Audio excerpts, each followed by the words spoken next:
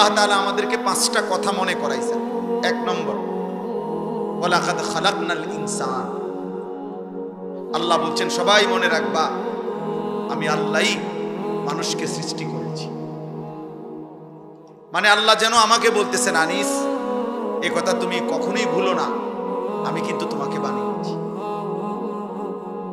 আমাদের প্রত্যেককে আল্লাহ তাআলা এই কথা বোঝাচ্ছেন যে মনে রেখো, আমি তোমাকে সৃষ্টি করেছি। তোমার অস্তিত্বের প্রতিটা বিন্দু আমার হাতের গড়া।